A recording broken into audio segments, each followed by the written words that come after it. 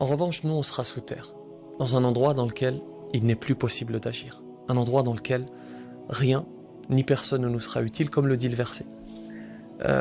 Si ce n'est bien entendu la bonne action que tu auras faite ici-bas.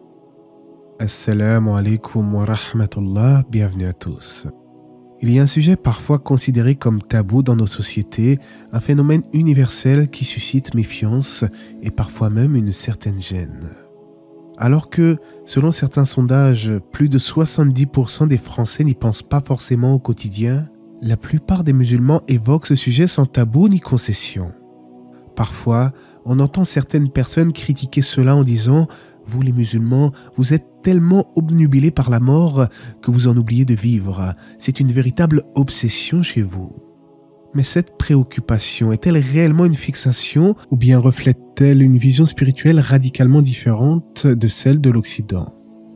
Lorsque j'étais plus jeune, et d'aussi loin que je me souvienne, j'ai été amené à me questionner longuement sur les questions liées à l'existence, à la conscience et finalement à la mort.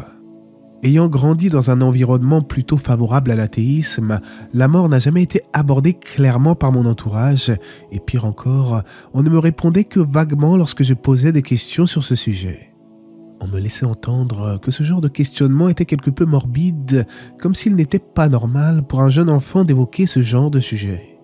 Plus le temps passait, plus je ressentais que la plupart des gens ne s'y intéressaient pas ou ne voulaient pas approfondir ce genre de questions. Non pas que j'en étais terrifié comme certaines personnes souffrant d'un mal-être profond à ce sujet, mais je ne comprenais tout simplement pas pourquoi cela était si peu abordé, si peu exploré et surtout si gênant à évoquer. Dans la cour de récréation, avec les adultes, personne n'en parlait. Et lorsque moi j'en parlais, on me regardait avec stupeur, l'air de dire « il est un peu étrange celui-là ». Cependant, je n'ai jamais voulu me résoudre à faire la politique de l'autruche, à ne pas regarder la vérité en face et à refouler ce genre de questions. Nous allons mourir et tous nos accomplissements n'auront alors été qu'une vague chimère très vite dissipée. Né pour vivre et vivre pour mourir en quelque sorte. S'il n'y a aucun sens à tout cela, à quoi bon vivre au départ ? Tout cela peut paraître un peu pessimiste, je le conçois.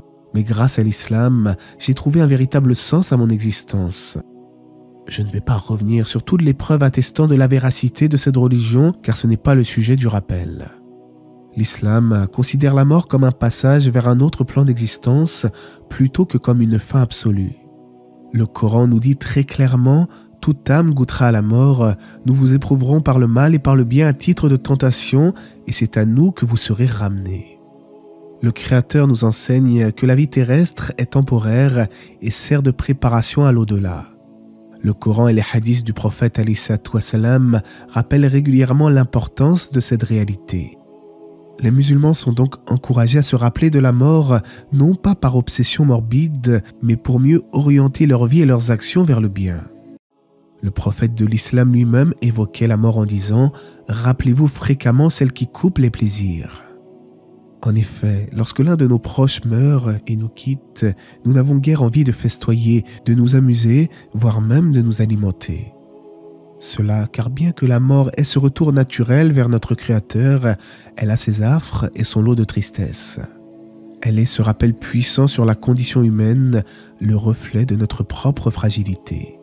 Telle une épée au-dessus de nos têtes, nous ne savons pas quand elle va frapper, mais elle est la certitude la plus inébranlable de notre existence. Quoi que nous fassions, quoi que nous entreprenions, nous ne pourrons jamais nous en soustraire. Dit, la mort que vous fuyez va certes vous rencontrer. Malheureusement, dans certaines sociétés modernes, la mort est souvent régulée à la sphère médicale et est devenue tabou dans les discussions quotidiennes. A contrario, pour les musulmans, elle est intégrée dans la vie courante et évoquée sans détour. Cette différence de perception peut donner l'impression que les musulmans sont obsédés par la mort, alors qu'il s'agit juste d'une approche spirituelle visant à préparer l'âme pour l'au-delà. Je me souviens qu'un grand frère musulman d'origine malienne m'a dit un jour au sujet des anniversaires « Tu sais, il y a quelque chose de mortuaire dans cette célébration, car c'est comme si l'on fêtait une année de plus vers notre propre mort. » Et il avait visé juste, car qui que vous soyez, quoi que vous fassiez, que ce soit demain ou dans plusieurs décennies, tous les chemins de la vie mènent au final au couloir de la mort. À chaque minute qui passe, c'est une partie de nous qui disparaît. Certains sceptiques pourraient alors rétorquer « Eh bien, raison de plus pour profiter au maximum de la vie avant cette funeste fatalité. » Mais profiter de quoi exactement? De plaisirs éphémères qui disparaissent aussitôt qu'ils sont assouvis? Rien, absolument rien dans cette vie n'offre un bonheur durable, alors pourquoi ne pas consacrer nos efforts vers ce qui a un véritable sens, la recherche de l'agrément de notre Créateur, le Créateur de l'univers? Pensiez-vous que nous vous avions créé sans but et que vous ne seriez pas ramenés vers nous? En réalité, l'islam propose une vision apaisée de la mort. Elle n'est pas perçue comme une tragédie irrémédiable, mais plutôt comme une étape naturelle dans le cycle de l'existence. Cela contraste avec certaines visions matérialistes où la mort est vue comme une fin définitive et angoissante. Alors que le mois de Ramadan approche, il est du devoir de chaque musulman et chaque musulmane de se rappeler sans cesse la mort. Qui sait, peut-être vivons-nous en fait notre dernier Ramadan. Prions alors chaque prière comme si c'était la dernière. Soyons des modèles de piété pour ceux qui nous entourent et appelons-les à l'islam avec la sagesse et la bienveillance et aussi par le bon comportement.